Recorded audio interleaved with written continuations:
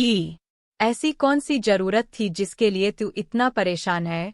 लड़की ने उत्तर दिया, क्या कहूँ पृथ्वीनाथ, आज दोपहर में मेरे पिता को लड़का पैदा हुआ है, सो मैं दिन भर तो और कामों में परेशान थी। इस वक्त फुर्सत पाने पर कपड़े धोने आई हूँ, क्योंकि साफ कपड़ों की आवश्यकता आन पड़ी है। लड़की के ऐसे कौतूहलपूर्ण उत्तर को सुन बादशाह बड़ा 1313 अकबर बीरबल विनोद आई। वह अपने पिता का चेहरा उतरा और विचारमग्न देख कर थिपक गई। जब उसको खड़े कई मिनट व्यतीत हो गए और पिता का ध्यान न टूटा तो वह उद्विग्न होकर पिता से चिंता का कारण पूछा। यद्यपि यह बीरबल की बड़ी लड़की थी और वह इसकी बुद्धिमत्ता की कई बार परीक्षा भी ले चुका था, फिर भी ऐसे गूढ़ विषय में उसे सफलता मिलेगी ऐसी आशा स्वप्न में भी न थी। इसलिए कुछ समय तक उसकी बातों को अनसुनी कर टालमटोल करता रहा। पुत्री के पुनः पुनः अनुरोध करने पर उसे विवश होकर बादशाह का जटिल प्रश्न सुनाना पड़ा। कन्हैया बॉय, पिताजी, यह कौन सी ऐसी कठिन बात है जिसके लिए आप ऐसे चिंताकुल हो रहे हैं? चलिए, भोजन का समय बीता जा रहा है, मैं उसका उत्तर 1 हफ्ते के भीतर ही बादशाह को पहुंचा दूंगी। लड़की के ऐसे उत्तर से बीरबल की चिंता घटी और शाह सकर भोजन करने गया। इस प्रकार जब 2 दिन व्यतीत हो गए तो बीरबल की लड़की ने एक नई तरकीब निकाली। वह रूनकर बहुतेरे पुराने वस्त्रों को घर से बाहर निकाल लाई और उनका एक गट्ठर तैयार किया। जब आधी रात का समय हुआ तो उस गट्ठर को सिर पर लादकर नदी तट पर जा पहुंचो और छियो छियो कर वस्त्र पछाड़ने लगी।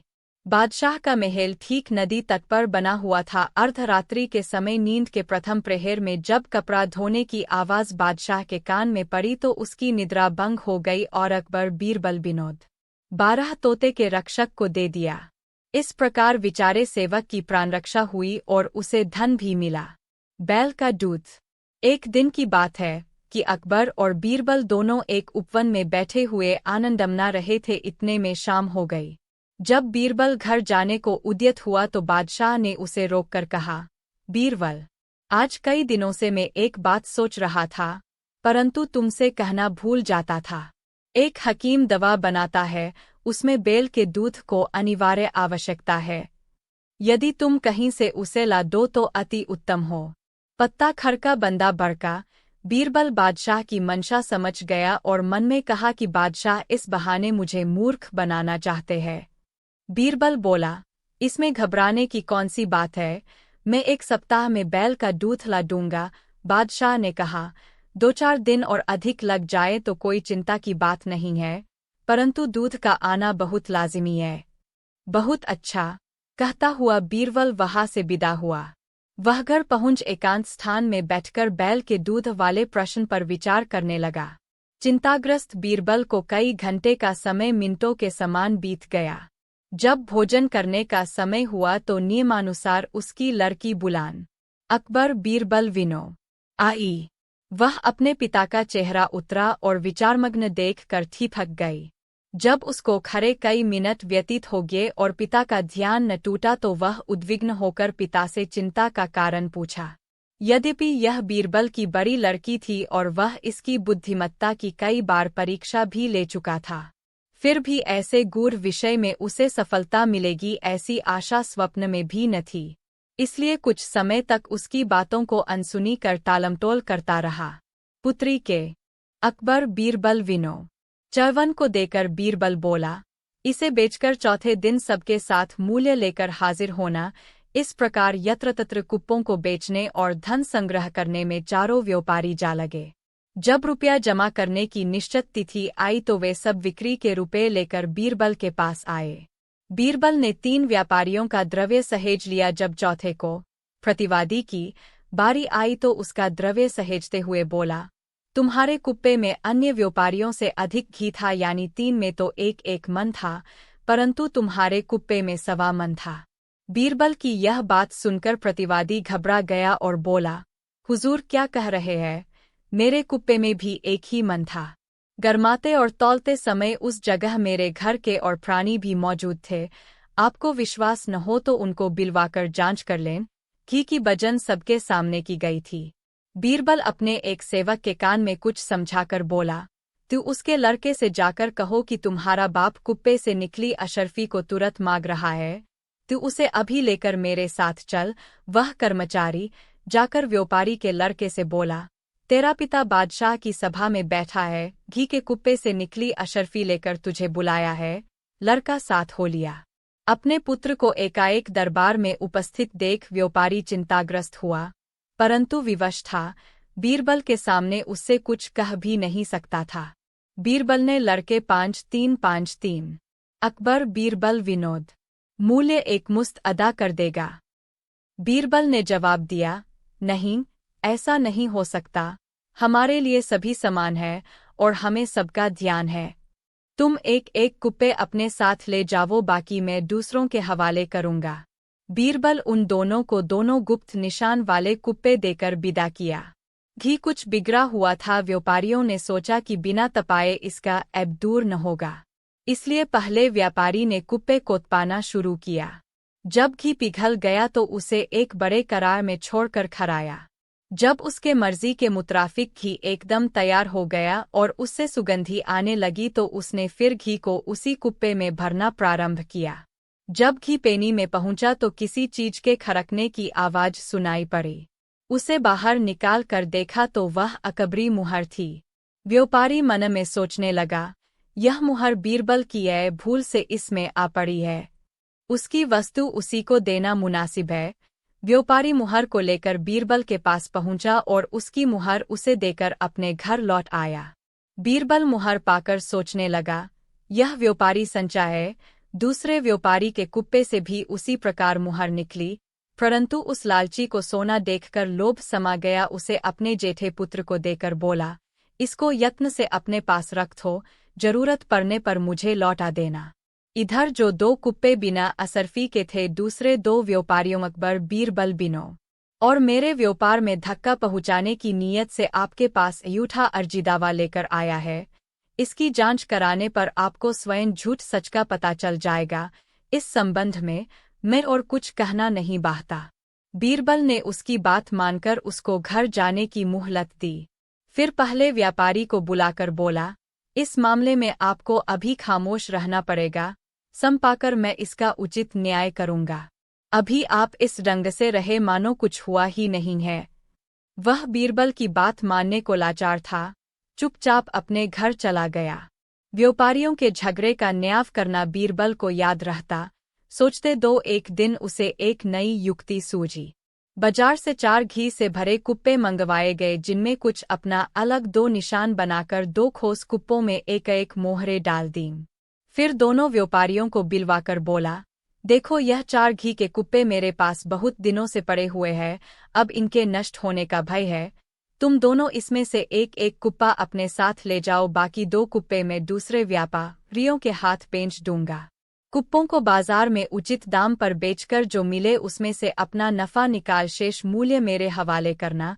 बादी तो कुछ इतराज न किया, परंतु दूसरा व्यापारी यानी प्रतिवादी बोला, दीवान जी, इतने थोड़े घो के लिए 4 व्यापारियों का क्या काम है, आप एक ही को चारों सुपुर्द कर दें।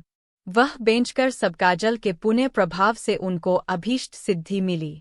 अगले जन्म में सुशर्मा हिमायू बादशाह के घर जन्म लेकर अकबर के नाम से विख्यात हुआ और सुदामा नाई का जन्म उसी नगर के एक कुलीन ब्राह्मण के घर हुआ। इसके पिता के पुकारने का नाम स्वप्ननाथ था। ब्राह्मण पुत्र स्वप्ननाथ बड़ा ही बुद्धिमान और प्रतिभाशाली हुआ, जिस कारण थोड़े समय में इसने अच्छी विद्या हासिल कर ली। विद्या और बुद्धि के प्रभाव से बादशाह ने इसको दीवान पार नियुक्त किया और उसका नाम बदलकर बीरबल रखा। घी का व्यवसाय दिल्ली नगर व्यापारों का केंद्र था, इसलिए वहाँ बहुतेरे व्यापारी बसते थे। घी के 2 व्यापारियों में कुछ अनबन हो गई, इसलिए उनमें का एक व्यापारी बादशाह के पास पहुंचकर बोला, पृथ्वीनाथ, अमुक व्यापारी मुझसे 1000 रुपया कर्ज लेकर अब देने से हीला हवाली करता है। उसकी नियतन रुपए देने की नहीं है। बादशाह न्याय के लिए उसका अर्जीदावा बीरबल के पास भेज दिया। बीरबल उसे पढ़कर दूसरे व्यापारी को तलब किया। जब वह आया तो पहले व्यापारी का अभिशाप पढ़कर सुनाया। तब वह व्यापारी बोला, हुजूर को मालूम हो कि हम दोनों एक ही चीज के व्यापारी हैं, इससे व्यापारिक प्रतिद्वंदिता के कारण वह मुझसे बुरा मानता है। अकबर बीरबल विनोद बीरबल के कान में पहुंची। वह अपने पड़ोस के एक बरी को बुलाकर बोला, तुम एक चारपाई अपने मस्तक पर रखकर बादशाह के पास जाओ और कहो कि मैं आधी दूर धूप आधी दूर छाया में होकर आपके पास आया हूं, अतएव मुझे पारितोषिक मिलनी चाहिए। बरी बीरबल को पहचानता था, इसलिए उसकी बात मानकर चारपाई सिर पर लेकर बादशाह के पास जा पहुंचा और 1000 का पुरस्कार पाने का उजुरदार हुआ। बादशाह इस बात को बरी के समझ से बाहर की समझ कर बोला, सच सच बतलाना होगा कि तुम्हें यह सलाह किसने दी है? री बोला, पृथ्वीनाथ। एक ब्राह्मण कुछ दिनों से हमारे ग्राम में आ बसा है, उसे लोग बीरबल के नाम से पुकारते हैं, उसी की सम्मति से मैंने यह कार्य किया है। बादशाह किसान से बीरबल का नाम सुनकर बड़ा प्रसन्न हुआ और उसको 1000 रुपये देकर विदा किया। उसके साथ अपना 2 कर्मचारी बीरबल को लाने के लिए परवाने के साथ भेजा। इतने यत्न के पश्चात बीरबल फिर बादशाह के हाथ लगा। अधर महल। एक दिन दरबार के काम काजों से निश्चिंत होकर बादशाह बीरबल के साथ गप्पे मार रहा था। गपशप के मानी मनोरंजन के है।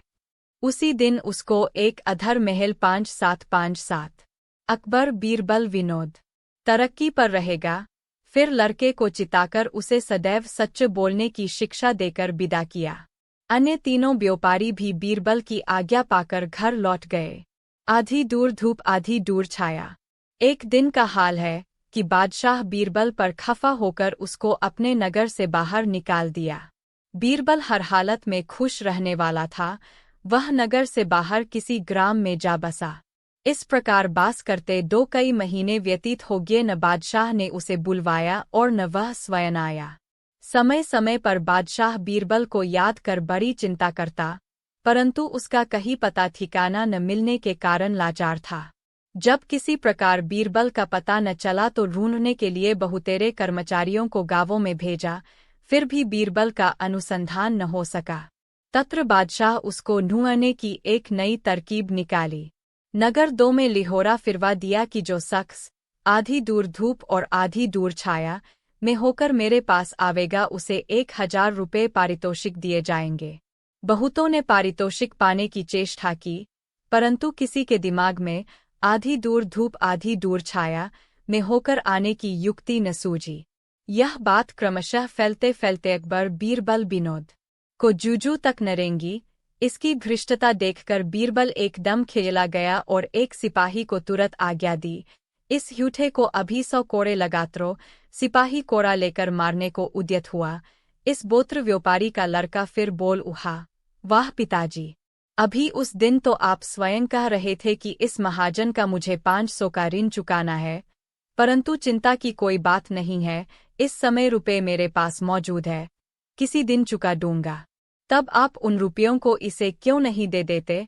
लड़के को सभ्यता देखकर बाप ने हार मान ली और बीरबल के सामने उन रुपयों को चुका देना स्वीकार किया। किसी ने सत्य कहा है, मार के आगे भूत भागता है, न 100 कोड़े की नौबत आती न रुपया बरामद होता।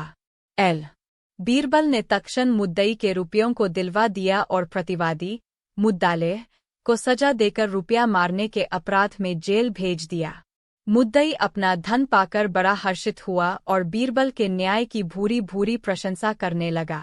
फिर बीरचल अन्य व्यापारियों को चिताकर बोला, यहाँ पर आप लोग अधिकतर व्यापारी ही उपस्थित है, सबको उचित है कि ईमानदारी का सौदा करें। बेईमानी करने के पहले तो भला मालूम होता है, परंतु उसका परिणाम बुरा निकलता है। यह लड़का अभी तक बड़ा ईमानदार है, यदि इसको बुरों की सुहबत न होगी और बाप का असर न आएगा तो आगे चलकर इसका व्यापार से पूछा, क्या तुम मुहर लेकर आए हो? जी हाँ, कहता हुआ लड़का पिता के सामने ही मुहर को बीरबल के हवाले किया। बीरबल ने कहा, वान, क्या खूब, यह तो एक ही मुहर है और तुम्हारा पिता बतलाता था कि उस घी के कुप्पे से इसी तरह की 4 मुहरें निकली है। लड़का बाप की तरफ देखकर बोला, पिताजी, 4 मोहरें कब निकली थीं? आपने तो मुझको यही एक मुहर दिया था। पिता इशारे से पुत्र को दबाते हुए बोला, भला यह तू क्या कहता है? कुप्पे से कब मुहर निकली थी? लड़का बेचारा भला अपने बाप की मंशा क्या जानता था। वह विनम्रतापूर्वक उत्तर दिया, क्यों पिताजी? जब घी का कुप्पा तपाया जा रहा था तो उसमें से एक ही अशर्फी निकाली थी न? बाप बोला, लोग अपने ही से हारते हैं। फिर गुस्सा मन में मार कर कहा, तू इतना बड़ा हुआ परंतु अभी तक तो में किसी बात की समझ न आई। भला तू मेरे व्यापार को कैसे कायम रखेगा? इसी तरह बाप बेटों में कुछ देर तक गपरचौथ होती रही। तब बीरबल बोला, यह तुम्हारा घरू चरखा फिर चलता रहेगा। अब साफ दो बयान करो कि तुम्हें मुद्दई का रुपया देना मंजूर है वा नहीं। बीरबल की बात का मुद्दालेह ने कुछ उत्तर नहीं दिया। तब भीतर से चिरकर वह बोला, तू अब पट्टी पर आकर मुझे धोखा नहीं दे सकता। जब एक मुहर के लिए ईमान छोड़ रहा है तो भला 500 की गठरी कब न डदवाना चाहेगा? बीरबल तो इतना कह गया, परंतु व्यापारी बैठकर भोजन कर रहे थे। उनकी थाली में परोसे खाद्य पदार्थ में एक बाल निकला, जिस कारण पंडित जी को बड़ा रंज हुआ और अपनी स्त्री को संबोधित कर बोले, देखो, आज तो मैं तुम्हारी पहलो चूक के कारण तुम्हें क्षमा करता हूँ, परंतु फिर यदि ऐसो असावधानी करोगी, खाद्य पदार्थ में बाल निकलेगा तो तुम्हारे सिर के बाल मूड़ लूंगा। हरी इच्छा भावी बलवाना। यद्यपि विचारी स्त्री अपने स्वामी का जिद्दी स्वभाव समझकर बराबर भयभीत रहा करती थी और भोजन बनाने व परोसने के समय अपने बालों को खूब संभार कर बांधे रहती थी, परंतु होनी को कौन रोक सकता है, वह तो होकर ही रहती है।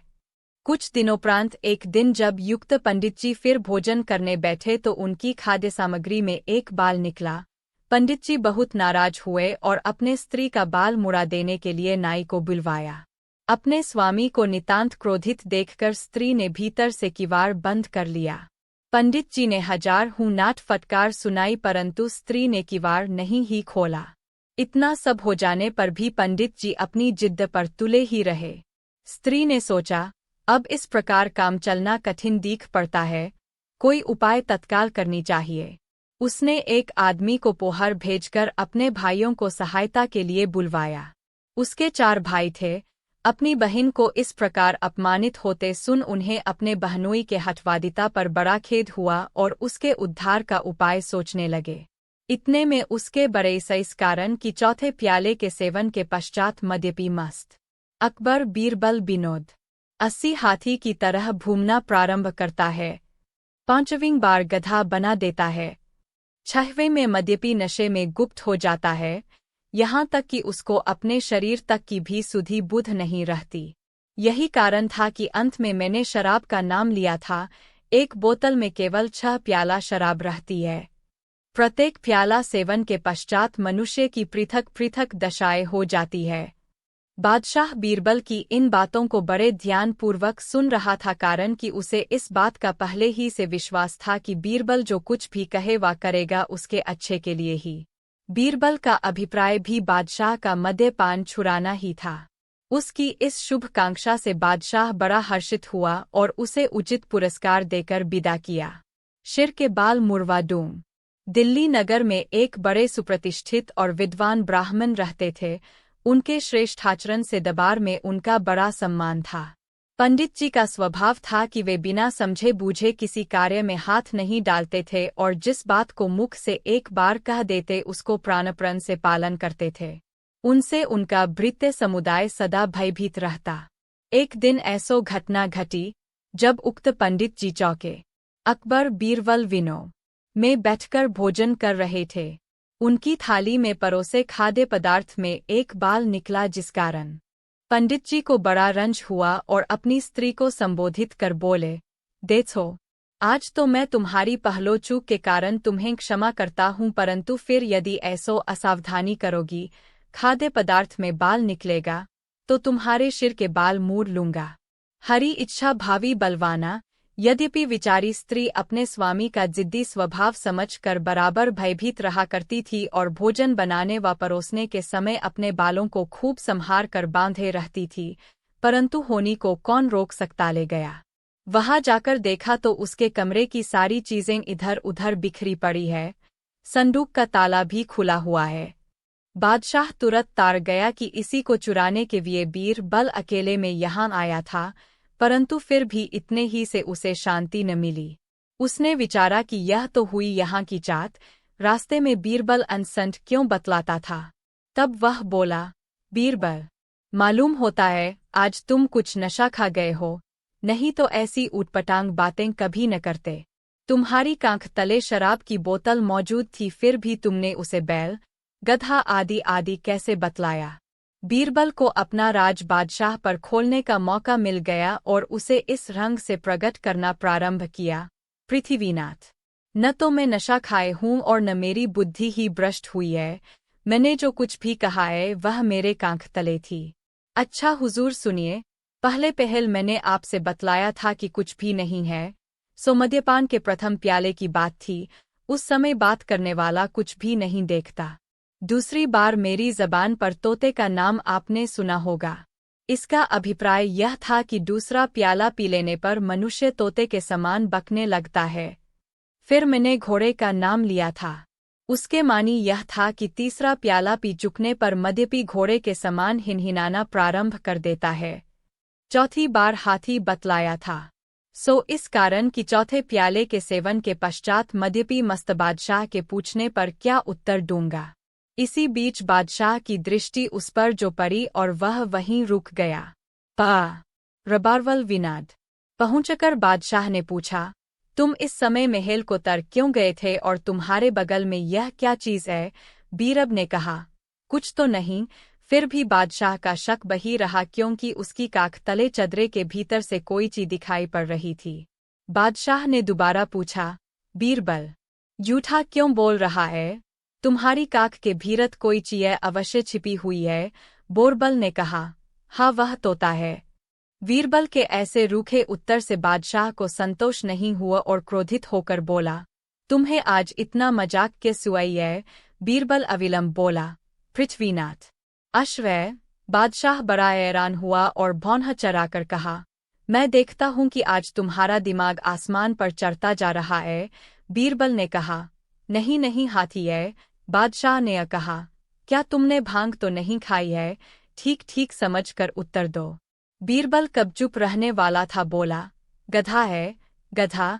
बारंबार बीरबल के टालमटोल की बातें सुनकर बादशाह बहुत ही चिढ़ गया और पूछा, क्या आज तुम पर मृत्यु तो नहीं सवार हो गई है। कांख में की छिपी वस्तु का नाम ठीक ठीक क्यों नहीं बतलाते हो। इस बार बीरबल ने साफ बतला दिया, हुजूर, शराब है। फिर अपनी बगल से बोतल निकाल कर बादशाह के हवाले किया। बीरबल ऐसे धर्मपरायण ब्राह्मण के पास शराब की बोतल देखकर बादशाह को आश्चर्य हुआ और उसका कोप कुछ शांत हो गया। वह बीरबल को अपने साथ जनाने महल में लिवा। अकबर बीरबल विनोद ले गया। वहां जाकर देखा तो उसके कमरे की सारी चीजें इधर उधर बिखरी पड़ी है। संदूक का ताला भी खुला हुआ है। बादशाह तुरंत तार गया कि इसी को चुराने के लिए बीरबल अकेले में यहाँ आया था, परंतु फिर भी इतने ही से उसे शांति न मिली। उसने विचारा कि यह तो हुई यहाँ की बात, रास्ते में बीरबल अनसंट क्यों बतलाता था। तब वह बोला, बीरबल, मालूम होता है आज तुम कुछ नशा खा गए हो, नहीं तो ऐसी ऊटपटांग बातें कभी न करते। तुम्हारी कांख तले शराब की बोतल मौजूद थी, फिर भी तुमने उसे बैल, गधा आदि आदि कैसे बतलाया। तुर्किया सिवाय वह तुरंत बोरवल के मकान की तरफ प्रस्थान किया। बीरबल का घर उसके घर से दूर था। रास्ते का थकामांदा जब वहां पहुंचा तो लोगों से पूछने पर ज्ञात हुआ कि अभी बीरबल दरबार से नहीं आया है। मरता क्यान करता, वह तो पंडित कहलाने की धुन में चूर हो रहा था। तत्काल वहां से मुड़ा और दरबार की तरफ राही हुआ। मौन मारे चला जा रहा था। अचानक बीच रास्ते में उसकी घीरबल से मुलाकात हो गई।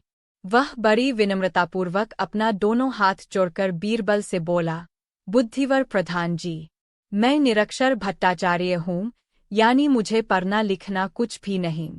17 अकबर बीरबल विनोद, तिस पर मुझे पंडित बनने की बड़ी अभिलाषा है। अपनी बुद्धि भर प्रयास करके हार गया पर मेरी मनोकामना सफल न हुई। अब लाचार हाकर आपकी शरण में आया हूँ। कृपया मुझे इसका उपाय बतलाकर मेरी जीवन रक्षा कीजिए। बीरबल ने कहा, इसमें आपके घबराने की बात नहीं है, इसका उपाय तो बड़ा ही सरल है। जो तुम्हें पंडित कहलाने की इतनी कांक्षा है तो किसी चौराहे पर जाकर खड़े हो जाओ। जब तुम्हें कोई पंडित कहकर पुकारे तो उसे मारने दौड़ना। बस फिर देखोगे कि तुम जहाँ दो जाओगे सर्वत्र लोग पंडित ही पंडित पुकारते फिरेंगे। बीरबल की युक्ति से वह मूर्ख ब्राह्मण बड़ा संतुष्ट हुआ। तुरंत आगे बढ़कर वह एक चौराहे पर खड़ा हो गया। इधर बीरबल भी जा पहुंचा और वहां के खेलते हुए छोटे दो लड़कों के कान में कपड़े क्यों धो रही है। लड़की ने देखा कि बादशाह क्रोध से तमतमा गया है, इसलिए कांपती हुई गिड़गिड़ाकर लड़ खराती जुबान से बोली, श्रीमान श्रीमान मैं। बादशाह को उसे घबराई हुई देखकर दया आ गई और उसे सांत्वना देते हुए बोला, तू इतना घबराती क्यों है? यदि साफ दो बतला देगी तो तुझे माफी दी जाएगी, अन्यथा बहुत कष्ट उठाएगी। लड़की ने कहा, पृथ्वीनाथ, मुझे इस समय नितांत आवश्यकता पड़ी है, जिस कारण विवश होकर कपड़े धोने आई है। बादशाह ने कहा, ऐ अभागी, ऐसी कौन सी जरूरत थी जिसके लिए तू इतना परेशान है? लड़की ने उत्तर दिया, क्या कहूँ पृथ्वीनाथ, आज दोपहर में मेरे पिता को लड़का पैदा हुआ है, सो मैं दिन भर तो और कामों में परेशान थी। इस वक्त फुर्सत पाने पर कपड़े धोने आई हूँ, क्योंकि साफ कपड़ों की आवश्यकता आन पड़ी है। लड़की के ऐसे कौतूहलपूर्ण उत्तर को सुन बादशाह बड़ा आश्चर्यचकित हुआ और उसे फटकारते हुए बोला, ते नादान छोकरी, तू क्या बकती है? क्या तेरा दिमाग खप्त तो नहीं हो गया है? भला पुरुष को भी कहीं लड़का पैदा होता है? लड़की सुअवसर देखकर विनम्रतापूर्वक बोली, पृथ्वीनाथ, जब पुरुष को लड़का नहीं हो सकता तो बैल को दूध कैसे होगा? बादशाह को अपनी पहली बात स्मरण हो आई। चकित होकर लड़की से पूछा, क्या तू बीरबल की लड़की तो नहीं है? अकबर बीरबल बिनो 14 पहरे वाले संतरी को पुकार कर बोला, देखो इतनी रात्रि में कौन धोबी कपड़ा छांट रहा है, उसे तुरंत पकड़कर मेरे पास लावो। पहरे वाला सिपाही हुक्म पाते ही कई अन्य सिपाहियों के साथ वहां पर जा पहुंचा जहां से कपड़े धोने की आवाज आ रही थी। वे सब बड़े हैरान और परेशान हुए, क्योंकि देखते क्या है कि एक सिर से पैर तक अति सुंदरी युवती कपड़े पछाड़ रही है। सिपाहियों ने उसे कई बार पुकार कर बादशाह का हुक्म सुनाया, परंतु वह उनकी बातें अनसुनी कर बराबर अपने काम में व्यस्त रही। आखिर एक सिपाही उसके बिल्कुल समीप पहुंचकर बोला, अरे तू कौन है जो इतनी घृष्टता कर रही है और पुकारने पर सुनती भी नहीं? चल, तुझे बादशाह ने बुलाया है। लड़की तो येनकेन प्रकारेण बादशाह के पास पहुंचना ही चाहती थी, परंतु फिर भी अपना अभिप्राय छिपाकर बोली, आप लोग मुझे क्यों दुख देने पर उतारू हुए हैं? लो, मैं अपने घर चली जाती हूँ। सिपाहियों ने कहा, खबरदार, तुम्हारा भला इसी में है कि सीधे हम लोगों के साथ बादशाह के पास चलो। लड़की कपड़ों को जहाँ का तहाँ छोड़ उनके पीछे हो ली और जब बादशाह के सन्निकट पहुंची तो बड़े अदब से झुककर सलाम की और डरीसो होकर एक किनारे खड़ी हो बादशाह के हुक्म की प्रतीक्षा करने लगो। बादशाह क्रोध से आग बबूला हो रहा था। उसने अपनी लाल लाल आंखें निकाकर पूछा, कमबख्त, तुम कौन है? और इस रात्रि के मजेकाल में यहाँ एक दिन की बात है कि अकबर और बीरबल दोनों एक उपवन में बैठे हुए आनंद मना रहे थे। इतने में शाम हो गई। जब बीरबल घर जाने को उद्यत हुआ तो बादशाह ने उसे रोककर कहा, बीरबल, आज कई दिनों से मैं एक बात सोच रहा था, परंतु तुमसे कहना भूल जाता था। एक हकीम दवा बनाता है, उसमें बैल के दूध को अनिवार्य आवश्यकता है। यदि तुम कहीं से उसे ला दो तो अति उत्तम हो। पत्ता खड़का बंदा बड़का। बीरबल बादशाह की मंशा समझ गया और मन में कहा कि बादशाह इस बहाने मुझे मूर्ख बनाना चाहते हैं। बीरबल बोला, इसमें घबराने की कौन सी बात है? मैं 1 सप्ताह में बैल का दूध ला दूंगा। बादशाह ने कहा, 2-4 दिन और अधिक लग जाए तो कोई चिंता की बात नहीं है, परंतु दूध का आना बहुत लाजिमी है। बहुत अच्छा, कहता हुआ बीरबल वहां से विदा हुआ। वह घर पहुंच एकांत स्थान में बैठकर बैल के दूध वाले प्रश्न पर विचार करने लगा। चिंताग्रस्त बीरबल को कई घंटे का समय मिनटों के समान बीत गया। जब भोजन करने का समय हुआ तो नियमानुसार उसकी लड़की बुलाने। अकबर बीरबल विनोद, 26 कपड़े क्यों धो रही है? लड़की ने देखा कि बादशाह क्रोध से तमतमा गया है, इसलिए कांपती हुई गिड़गिड़ाकर लड़ खराती जुबान से बोली, श्रीमान श्रीमान मैं। बादशाह को उसे घबराई हुई देखकर दया आ गई और उसे सांत्वना देते हुए बोला, तू इतना घबराती क्यों है? यदि साफ दो बतला देगी तो तुझे माफी दी जाएगी, अन्यथा बहुत कष्ट उठाएगी। लड़की ने कहा, पृथ्वीनाथ, मुझे इस समय नितांत आवश्यकता पड़ी है, जिस कारण विवश होकर कपड़े धोने आई है। बादशाह ने कहा, ऐ अभागी, ऐसी कौन सी जरूरत थी जिसके लिए तू इतना परेशान है? लड़की ने उत्तर दिया, क्या कहूँ पृथ्वीनाथ, आज दोपहर में मेरे पिता को लड़का पैदा हुआ है, सो मैं दिन भर तो और कामों में परेशान थी। इस वक्त फुर्सत पाने पर कपड़े धोने आई हूँ, क्योंकि साफ कपड़ों की आवश्यकता आन पड़ी है। लड़की के ऐसे कौतूहलपूर्ण उत्तर को सुन बादशाह बड़ा आश्चर्यचकित हुआ और उसे फटकारते हुए बोला, ते नादान छोकरी, तू क्या बकती है? क्या तेरा दिमाग खप्त तो नहीं हो गया है? भला पुरुष को भी कहीं लड़का पैदा होता है? लड़की सुअवसर देखकर विनम्रता पूर्वक बोली, पृथ्वीनाथ, जब पुरुष को लड़का नहीं हो सकता तो बैल को दूध कैसे होगा? बादशाह को अपनी पहली बात स्मरण हो आई। चकित होकर लड़की से पूछा, क्या तू बीरबल की लड़की तो नहीं है? अकबर बीरबल बिनो 14 पहरे वाले संतरी को पुकार कर बोला, देखो इतनी रात्रि में कौन धोबी कपड़ा छांट रहा है, उसे तुरंत पकड़कर मेरे पास लावो।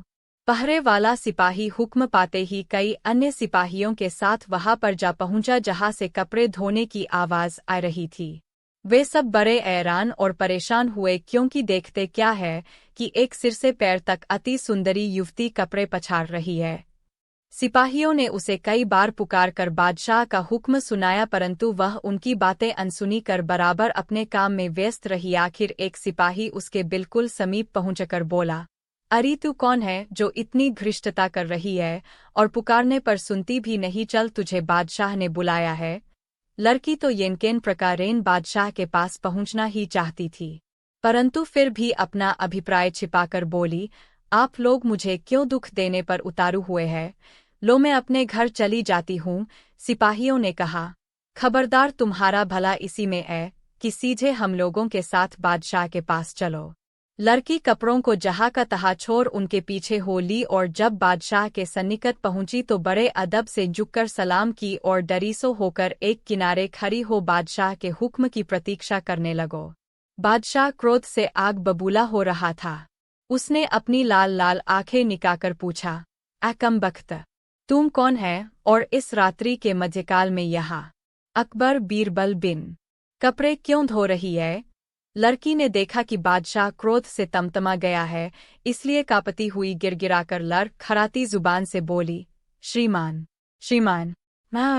बादशाह को उसे घबराई हुई देखकर दया आ गई और उसे सांत्वना देते हुए बोला, तू इतना घबराती क्यों है? यदि साफ दो बतला देगी तो तुझे माफी दी जाएगी, अन्यथा बहुत कष्ट उठाएगी। लड़की ने कहा, पृथ्वीनाथ, मुझे इस समय नितांत आवश्यकता पड़ी है, जिस कारण विवश होकर कपड़े धोने आई है। बादशाह ने कहा, ऐ अभागी, कि ऐसी कौन सी जरूरत थी जिसके लिए तू इतना परेशान है? लड़की ने उत्तर दिया, क्या कहूँ पृथ्वीनाथ, आज दोपहर में मेरे पिता को लड़का पैदा हुआ है, सो मैं दिन भर तो और कामों में परेशान थी। इस वक्त फुर्सत पाने पर कपड़े धोने आई हूँ, क्योंकि साफ कपड़ों की आवश्यकता आन पड़ी है। लड़की के ऐसे कौतूहलपूर्ण उत्तर को सुन बादशाह बड़ा एक तीन अकबर बीरबल विनोद आई। वह अपने पिता का चेहरा उतरा और विचारमग्न देख कर थिपक गई। जब उसको खड़े कई मिनट व्यतीत हो गए और पिता का ध्यान न टूटा तो वह उद्विग्न होकर पिता से चिंता का कारण पूछा। यद्यपि यह बीरबल की बड़ी लड़की थी और वह इसकी बुद्धिमत्ता की कई बार परीक्षा भी ले चुका था, फिर भी ऐसे गूढ़ विषय में उसे सफलता मिलेगी ऐसी आशा स्वप्न में भी न थी। इसलिए कुछ समय तक उसकी बातों को अनसुनी कर टालमटोल करता रहा। पुत्री के पुनः पुनः अनुरोध करने पर उसे विवश होकर बादशाह का जटिल प्रश्न सुनाना पड़ा। कन्हैया बॉय, पिताजी, यह कौन सी ऐसी कठिन बात है जिसके लिए आप ऐसे चिंताकुल हो रहे हैं? चलिए, भोजन का समय बीता जा रहा है, मैं उसका उत्तर 1 हफ्ते के भीतर ही बादशाह को पहुंचा दूंगी। लड़की के ऐसे उत्तर से बीरबल की चिंता घटी और शाह सकर भोजन करने गया। इस प्रकार जब 2 दिन व्यतीत हो गए तो बीरबल की लड़की ने एक नई तरकीब निकाली। वह रूनकर बहुतेरे पुराने वस्त्रों को घर से बाहर निकाल लाई और उनका एक गट्ठर तैयार किया। जब आधी रात का समय हुआ तो उस गट्ठर को सिर पर लादकर नदी तट पर जा पहुंचो और छियो छियो कर वस्त्र पछाड़ने लगी। बादशाह का महल ठीक नदी तट पर बना हुआ था। अर्धरात्रि के समय नींद के प्रथम प्रहर में जब कपड़ा धोने की आवाज बादशाह के कान में पड़ी तो उसकी निद्रा भंग हो गई और अकबर बीरबल विनोद 12 तोते के रक्षक को दे दिया। इस प्रकार विचारे सेवक की प्राणरक्षा हुई और उसे धन भी मिला। बैल का दूध। एक दिन की बात है कि अकबर और बीरबल दोनों एक उपवन में बैठे हुए आनंद मना रहे थे। इतने में शाम हो गई। जब बीरबल घर जाने को उद्यत हुआ तो बादशाह ने उसे रोककर कहा, बीरबल, आज कई दिनों से मैं एक बात सोच रहा था, परंतु तुमसे कहना भूल जाता था। एक हकीम दवा बनाता है, उसमें बैल के दूध को अनिवार्य आवश्यकता है। यदि तुम कहीं से उसे ला दो तो अति उत्तम हो। पत्ता खरका बंदा बड़का। बीरबल बादशाह की मंशा समझ गया और मन में कहा कि बादशाह इस बहाने मुझे मूर्ख बनाना चाहते हैं। बीरबल बोला, इसमें घबराने की कौन सी बात है, मैं 1 सप्ताह में बैल का दूध ला दूंगा। बादशाह ने कहा, 2-4 दिन और अधिक लग जाए तो कोई चिंता की बात नहीं है, परंतु दूध का आना बहुत लाजिमी है। बहुत अच्छा, कहता हुआ बीरबल वहां से विदा हुआ। वह घर पहुंच एकांत स्थान में बैठकर बैल के दूध वाले प्रश्न पर विचार करने लगा। चिंताग्रस्त बीरबल को कई घंटे का समय मिनटों के समान बीत गया। जब भोजन करने का समय हुआ तो नियमानुसार उसकी लड़की बुलान अकबर बीरबल विनो आई। वह अपने पिता का चेहरा उतरा और विचारमग्न देख कर थक गई। जब उसको खड़े कई मिनट व्यतीत हो गए और पिता का ध्यान न टूटा तो वह उद्विग्न होकर पिता से चिंता का कारण पूछा।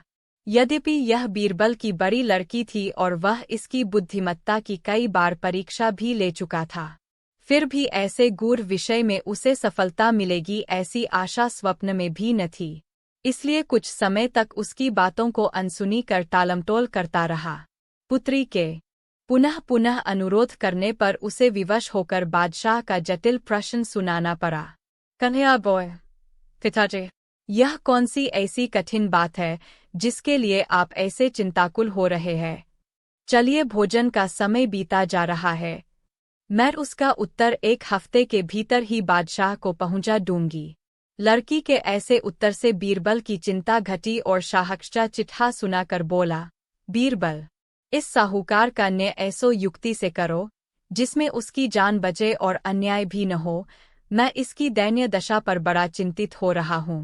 बीरबल, प्रक्रिया चिंता करने की कोई बात नहीं है, आपकी आज्ञा का यथोचित पालन करूंगा। उधर वे बीरबल को समझाकर अपनी सभा में पहुंचे। इधर बीरबल उसके छुटकारे की तरकीब सोचने लगा। एकाएक उसका चेहरा प्रफुल्लित हो गया और फिर अपने कार्य में दत्तचित्त हुआ। उधर केशवदास मारवाड़ी को भी नींद नहीं आती थी। वह तो दीनदयाल के पीछे हाथ धोकर पड़ा हुआ था। 5-6 दिनों की मुहलत देकर फिर बादशाह की अदालत में दावा दायर किया। शर्त के मुवाफिक अदालत दीनदयाल से उसके शरीर का 1 सेर मांस दिलवा दे। बीरबल इस अभियोग 5 अकबर बोरवल विनो 64 पहले भी एक बार नौकर के हाथ रुपया सूद के सहित भेज दिया था, परंतु यह रुपया लेने से इनकार कर मेरे से 1 मेर मांस मांगता है। सरकार इस पर भलोभांति विचार कर उचित न्याय करें। साहूकार और दीनदयाल के अंतर्गत तय पाई शर्तों को सुनकर काजी बोला, इसका न्याय अब हमारे बूते का नहीं है, न्याय तो तुम्हारा शर्तनामा ही कर रहा है।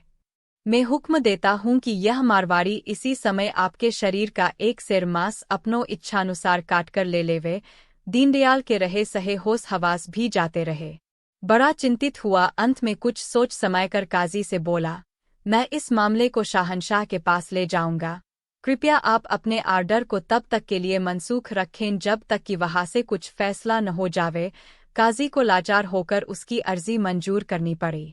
उस मारवाड़ी को 1 महीने की मुद्दत देकर काजी ने अपना काम समाप्त किया। दीनदयाल दूसरे ही दिन बादशाह की अदालत में समय से पेस्तर आ पहुंचा और बादशाह को अदब से सलाम कर उदास मुख एक तरफ आसन लगाकर बैठ गया। उस समय बादशाह अपने फौज का प्रबंध कर रहे थे। जब वह काम शेष हो गया तो उनकी दृष्टि दीनदयाल पर पड़ी। उसका चेहरा उतरा हुआ देखकर बादशाह ने उसके उदासी का कारण पूछा। दीनदयाल अपने और मारवाड़ी के बीच जो कुछ मामला चल रहा था व्योरेवार कहकर समझाया। यह 65 अकबर बीरबल विनोद नवीन घटना थी। सुनकर बादशाह दंग हो गया। वह इस सौदागर को भलीभांति जानता था। वह दिल्ली नगर का बहुत प्राचीन व्यापारी था। उसने अनेक अवसरों पर अपना तन धन लगाकर सरकारी सहायता की थी, जिस कारण बादशाह को उसकी दशा पर बड़ी तरस आई और उसकी रक्षा का भार स्वयं अपने सिर लिया। तत्क्षण साहूकार को घर जाने की आज्ञा देकर आप दीवानखाने में पहुंचे। बीरबल स्वागत के लिए अपने आसन से उठ खड़ा हुआ और बादशाह उसकी बगल में एक कुर्सी पर जा बैठे। दोनों में अंतरंग गोष्ठी होने लगी। बादशाह बीरबल को दीनदयाल का सारा कच्चा चिट्ठा सुन कर बोला, बीरबल, इस साहूकार का न्याय ऐसो युक्ति सा 78 समय में उसके पास 5 लाख रुपए एकत्रित नहीं हुए थे, फिर भी इधर उधर से संग्रह कर सूद के सहित रुपए लेकर उसके पास गया। मारवाड़ी तो एक सेर मास का भूखा था। इधर शर्तनामे की तिथि भी बीत चुकी थी, इसलिए रुपया लेने से साफ इनकार कर दिया और शर्तनामे के अनुसार उससे 1 सेर मांस मांगा। दीनदयाल बाहर जाकर अस्वस्थ हो गया था। अब मांस देने की चिंता से और भी बीमार हो गया। बीमारी के बहाने से टाल मटोल में 2-3 दिन का समय और निकल गया। जब महाजन ने देखा कि इस प्रकार काम बनना कठिन है, तो वह शर्तनामे को पेश कर अदालत से 1 सेर मांस पाने के लिए दादख्वाह हुआ। दीनदयाल तलब किया गया। वह लाचार होकर बीमारी की हालत में पालकी में बैठकर न्यायालय में उपस्थित हुआ। मुकदमा पेश हुआ। काजी ने दीनदयाल से पूछा, क्या इस शर्तनामे के मुताबिक तुमने इस मारवाड़ी से 1 हफ्ते की मुद्दत पर 5 लाख रुपए उधार लिए हैं? शर्तनामे में लिखा है कि यदि निर्धारित समय के अंतर्गत रुपए न चुका सकोगे तो मारवाड़ी के इच्छानुसार तुम्हें अपने शरीर के किसी भाग का 1 सेर मांस देना पड़ेगा। वह इतना विख्यात व्यापारी होकर झूठ नहीं कहना चाहता था, इसलिए बोला, काजी साहब, शर्तनामे की बात सही है। उस समय मुझसे और मारवाड़ी से ऐसी ही शर्तें तय पाई थीं, परंतु इस समय में मैं सूद के इसका रुपया अदा करने को प्रस्तुत हूँ। वाले ने कहा, health is the root of happiness.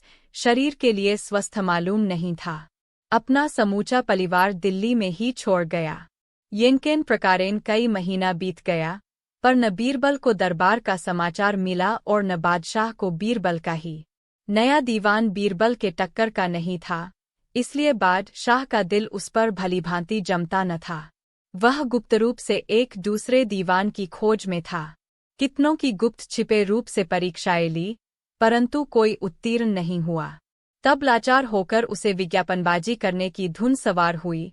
उसने शहर शहर और देहात 2 में यह घोषणा करवा दी कि जो कोई मेरे प्रश्नों का उचित उत्तर देगा वह नया दीवान बनाया जाएगा। उत्तर न दे सकने पर उस पर कुछ विचार न किया जाएगा।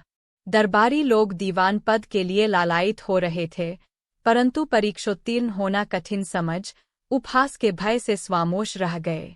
बादशाह ने अपनी घोषणा में 1 मास की निश्चित तिथि निर्धारित की थी। समय अब करीब आ पहुंचा और सभा का आयोजन किया गया। यह सभा दीवान के चुनाव की थी, अतएव इसमें आम जनता को जाने का हुक्म नहीं था। केवल दरबार के लोग और कुछ वे लोग सम्मिलित किए गए जो दीवान पद के प्रलोभन से उम्मीदवार बन आए थे। उन उम्मीदवारों में एक आदमी ऐसा आया था जो देखने में बड़ा प्रतिभाशाली जान पड़ता था। उसकी दोनों आंखें बड़ी बड़ी और चमकीली थीं। सिर पर सफ़ेद पगड़ी। चोरों को पकड़ पकड़ कर उनको चोरी छुड़ाई है। जब मैंने जान लिया कि अब मुझे कोई दरबारी नहीं पहचान सकेगा तो गुप्त रीति से दरबार में आता और परोक्ष में यहाँ की निगरानी कर घर लौट जाता। इस प्रकार गुप्तवास का दिन काटता हुआ आपके सामने प्रगट रूप से उपस्थित हुआ हूँ। बादशाह बीरबल की इस तत्परता से बड़ा प्रसन्न हो और उसको नवीन वस्त्र प्रदान कर फिर से दीवान पद पर अकबर बीरबल विनो लेकर एक प्रश्न अपनी तरफ से किया। बादशाह ने दरबारियों को उत्तर देने के लिए उत्तेजित किया। उसका प्रश्न इस प्रकार था, किवाड़ बंद करते समय उसमें चुरमुर चुरमुर शब्द किस कारण होता है, यानी उसका भावार्थ क्या है? सब लोग अवाक हो गए। उसकी शंका का समाधान करने में एक दबारी भी समर्थन हुआ। बादशाह उसकी बुद्धि की बड़ी प्रशंसा की और मन ही मन बोला, बहुत दिनों के बाद आज मुझे बीरबल सा निपुण दीवान मिला है। उसके मन से बीरबल के अभाव की चिंता घट गई और दीवान के योग्य पोशाक पहनाकर उसे बीरबल के स्थान पर नियुक्त करने का विचार प्रकट किया। मैं दीवान बनने की योग्यता नहीं रखता, कारण कि जिस कार्य को बीरबल सा बुद्धि सम्राट निभाता था वह मैं कैसे निभा सकूंगा। बादशाह ने कहा, मैं बीरबल को निकाल दिया है, जिस कारण वह चिरकर यहाँ से कहीं बाहर चला गया है। मैंने उसको बहुतेरा दुधवाया पर उसका कहीं पता नहीं चलता, तब लाचार होकर दूसरा दीवान नियुक्त करने पर आमादा हुआ हूँ। जो मैं जानता कि बीरबल अमुक स्थान में है, तो मैं यत्नपूर्वक उसे बुलवा लेता। नए दीवान ने उत्तर दिया, पृथ्वीनाथ, आपका प्रताप पृथ्वी के कोने कोने में फैला हुआ है। यदि आप तन्मय होकर उसका खोज कराते तो वह कभी का प्रकट हो गया होता। बादशाह ने कहा, नहीं, ऐसी बात नहीं है। मैंने उसके लिए बहुतेरा प्रयास किया, परंतु उसको लूढ़ नहीं पाया। हाँ 110। अकबर बीरबल विनो रहना पहला सुख है। तब दूसरे प्रश्नकर्ता बोले, यद्यपि संसार में अनेकों प्रकार के शस्त्र विद्यमान हैं, परंतु उनमें प्रधान शस्त्र क्या है? उत्तरदाता ने कहा, बुद्धि। तब डोडरमल नामी तीसरे प्रश्नकर्ता का प्रश्न हुआ, यदि बाल के कण और चीनी किसी प्रकार एक में मिश्रित हो जाए तो पानी डालकर अलग करने के अतिरिक्त दूसरा उपाय क्या है? उत्तरदाता ने कहा, दोनों मिश्रित वस्तुओं को जमीन पर फैला दें, कुछ समय में चींटियां चीनी उठा ले जाएंगी और बालू के कण जहाँ के तहाँ पड़े रह जाएंगे। पांचवा प्रश्न नब वाब खानखाना का हुआ, क्या आप समुद्र का जल पान कर सकेंगे? उसने उत्तर दिया, हाँ, मैं भली भांति पान कर सकता हूँ। नवाब ने पूछा, क्यों कर? तब वह बोला, पान करना तो आसान बात है, परंतु पहले आपको उसमें गिरने वाली नदियों को रोकना पड़ेगा। नवाब भी मात हो गया। जगन्नाथ प्रसाद का 6वां सवाल इस प्रकार हुआ, मनुष्य चिता में जलाए बिना और कैसे भस्म किया जा सकता है? उसने उत्तर दिया, चिंता की ज्वाला में। फिर 7वां प्रश्न टोडरमल का हुआ, सबसे हेठा व्यवसाय क्या है?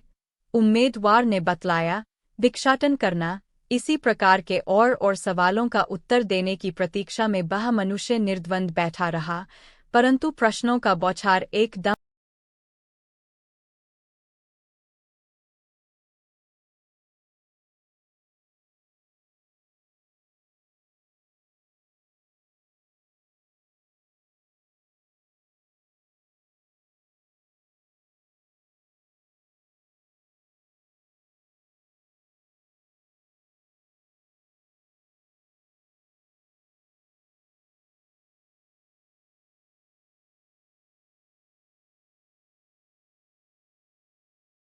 मुल्ला नसरुद्दीन की कहान। मुल्ला नसरुद्दीन तुर्की और संभवतः सभी इस्लामी देशों का सबसे प्रसिद्ध विनोद चरित्र है। उसकी चतुराई और वाक्पटुता के किस्से संभवतः किसी वास्तविक इमाम पर आधारित है। कहा जाता है कि उसका जन्म वर्ष में तुर्की के होर्तो नामक एक गांव में हुआ था और वर्ष में वह अक्सेहिर नामक मध्यकालीन नगर में बस गया जहां ईस्वी में उसकी मृत्यु हो गई। तुर्की में वह नसरुद्दीन होजा या खोजा के नाम से मशहूर है, पर अन्य देशों में उनके अलग अलग नाम हैं, जैसे नसरुद्दीन, अवंती, अतेंती, आपंती, रूमेलिया का जोहा आदि। लंबी दाढ़ी और बड़ी सी पगड़ी वाला खोजा एक ऐसा पात्र है जो अपने दुबले-पतले गधे पर बैठकर जगह जगह देश परदेश घूमता फिरता है। वह अपनी अनोखी सुअबुआ, तेज बुद्धि, साहस और हास्यव्यंग्य विनोद से सबको चकित कर देता है। मुल्ला नसरुद्दीन के इर्दगिर्द लगभग 350 कथाएं और प्रसंग घूमते हैं, जिनमें से बहुतों की सत्यता संदिग्ध है। उनके किस्सों में सीखने के लिए कुछ ना कुछ जरूर होता है, लेकिन वो उपदेश के रूप में नहीं होते। उनकी हास्यास्पद हरकतें होती है, जो आखिर में कोई ना कोई संदेश देती है। वैसे भी व्यंग्य में कही हुई बात ही लोगों के याद रहती है। ओशो अक्सर अपनी बातों में मुल्ला नसरुद्दीन के किस्सों का जिक्र करते थे। यहाँ मुल्ला नसरुद्दीन के कुछ किस्से हैं। जिससे उनकी हाजिर जवाबी का पता चलता है और यह भी कि कैसे वे हंसी हंसी में बड़ी बात कह देते थे। एक बार कई अक्लमंद आदमी एक साथ नदी के उस पार जाने के लिए नदी के तट पर पहुंचे। उन्हें नदी के उस पार जाना था, लेकिन तब वहां कोई नाव न होने के कारण इंतजार करने के अलावा उनके पास कोई और विकल्प नहीं था। अभी उन्हें वहां पहुंचे कुछ ही देर हुई थी कि एक अक्लमंद आदमी को एक उलयन ने घेर लिए। उसने अपने तमाम अक्लमंद साथियों के सामने अपनी उलयन बयान की। साथियों, यदि किसी दिन इस नदी में आग लग जाए तो इसमें रहने वाली मछलियां का क्या होगा? वे बेचारी कहाँ जाएंगी? उलयन सुनते ही सभी अक्लमंद इस उलयन का हल खोजने में जुट गए, लेकिन हाल यह था कि उनमें से किसी के भी दिमाग में उस उलयन को सुलझाने का उपाय समझ में ही नहीं आ रहा था। सभी उस उलयन का हल खोजने में इतने व्यस्त थे कि एक बार भी किसी नाव की तरफ देखा तक नहीं। फिर दूसरा दिन गुजर गया, फिर तीसरा, चौथा, पांचवा। इस बीच न तो किसी अक्लमंद को कोई हल सूझा और न कोई वहां से टस से मस ही हुआ। वे सब अपनी अपनी जगहों पर बैठे रहे। तब कुछ लोगों ने बादशाह को यह खबर पहुंचाई कि 5 दिन से कुछ अक्लमंद जाने किस उभेरबुन में है। यदि कुछ दिन यही हाल रहा तो सबके सब भूतपूर्व हो जाएंगे। तब मुल्क में एक ही अक्लमंद खोजा बचा रह जाएगा। इसलिए बादशाह को फिक्र करनी चाहिए। बादशाह के आदेश पर वजीर अक्लमंदों के पास गया और उनसे बातचीत की। वजीर के पूछने पर अक्लमंदों ने उसे अपनी उलयन बताई। वजीरे ने उन्हें सलाह दी, आप सबको तो अपनी उलयन का हल मिल नहीं रहा है। इतने दिन तक नहीं मिला, इसका मतलब यह हुआ कि आगे भी नहीं मिलने वाला। हमारा मुल्क एक साथ इतने अक्लमंदों से हाथ नहीं धोना चाहता, इसलिए मुल्क की और आपकी भलाई इसी में है कि अपनी जिद और गरूर छोड़कर आप में से जो अक्लमंद हो, उसे खोजा के पास भेजिए। हो सकता है वह कोई हल बता दे। तब उन्होंने इस सवाल का जवाब जानने के लिए सबसे ज्यादा अक्लमंद आदमी को खोजा के पास भेजा। खोजा ने सवाल सुनते ही फौरन जवाब दिया, अरे भाई, तुम इस मामूली से सवाल के बारे में इतने परेशान क्यों हो? अगर नदी में आग लग ही गई तो क्या मछलियां पैर पर नहीं चढ़ जाएंगी? खोजा से अपनी उलयन का हल जानकर वह अक्लमंद आदमी बेहद खुश हुआ। वह फटाफट अपने साथियों के पास पहुंचा और उन्हें खोजा का उत्तर सुनाया। हल मिलते ही वे तमाम लोग खुशी से झूमने लगे। तब खोजा ने उस दुष्ट स्त्री को बुलाया और पूछा, यदि तू जानती है कि सचमुच इसी ने तेरे बच्चे की हत्या की, तो इस दरबार में अपनी पोशाक उतार कर नंगी एक और खड़ी हो जा। इस पर तो वह तुरंत नंगी होकर खड़ी होने को तैयार हो गई। उसे अपनी पोशाक उतरने को तैयार होते देख खोजा को बहुत शर्मिंदगी महसूस हुई। उसने उस स्त्री को अपनी पोशाक उतारने से रोका। उसे निश्चय हो गया था कि इस दुष्ट ने ही अपने बेटे की हत्या की है। सिपाहियों को उस स्त्री को पीटने का आदेश दिया। जब उसके दोनों हाथ पांव बांध गए और सिपाही उसे पीटने को तैयार हुए तो उस स्त्री के होश ठिकाने आ गए। उसने तुरंत अपना गुनाह कबूल कर लिया। बादशाह को उस दुष्ट स्त्री की करतूत पर बड़ा रंज हुआ। उसने सुए कारागार में डलवा दिया और नेक स्त्री को पुरस्कार देकर विदा कर दिया। नसरुद्दीन खोजा के मुल्क का बादशाह खोजा की खिल्ली उड़ाने का कोई मौका हाथ से नहीं जाने देता था। ठीक यही हाल स्वयं खोजा का भी था। उसे जब भी मौका मिलता, बादशाह की खिल्ली उड़ाने का वह उसे कभी खराब नहीं जाने देता था।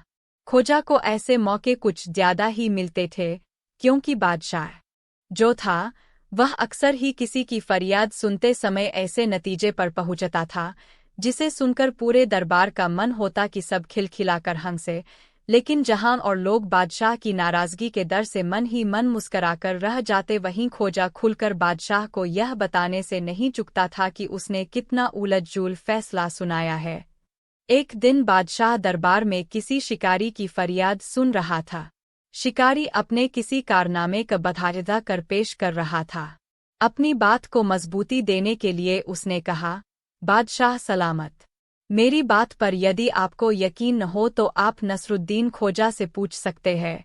खोजा एक आला दर्जे का शिकारी है। वे जरूर बता सकेंगे कि मेरे दावे में कितना दम है।